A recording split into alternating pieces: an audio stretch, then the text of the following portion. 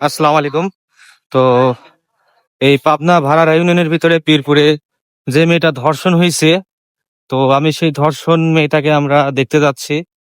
তো খুবই অত্যন্ত দুঃখের সাথে জানানো যাচ্ছে যে আমাদের বাংলাদেশে ধর্ষণের হার এত বেড়ে গেছে, তা বলার বাইরে। ঠিক আছে, আর শেষ পর্যন্ত আমাদের ইউনিয়নের ভিতরে চলে চলে আসছে এই ধর্ষণ।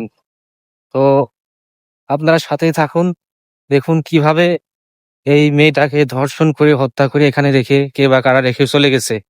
তো ধর্ষণের বিচার আমরা চাই। তো না না হলে প্রতিটা ঘরে ঘরেই প্রতিটা মেয়ে এইভাবে ধর্ষিত হবে।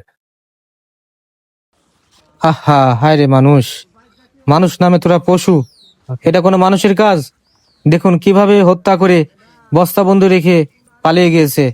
তো প্রশাসনের দৃষ্টি আকর্ষণ করছি, প্রধানমন্ত্রী তারেক রহমানকে দৃষ্টি আকর্ষণ করছি, ভিডিওটা বেশি বেশি সবাইকে শেয়ার করে দেখার সুযোগ করে দেন, এবং এরকম কাজ যেন দ্বিতীয়বার যেন আর কেউ না করতে পারে সেরকমের বিচার দাবিতে আমার এই ভিডিওটা বেশি বেশি শেয়ার করুন। কারণ ধর্ষণের এমন পরিমাণে ধর্ষণ বেড়ে গেছে, সেজন্য আমরা ধর্ষণের ফাঁসি চাই, প্রকাশ্যে মৃত্যু চাই। ভিডিওটা শেয়ার করুন।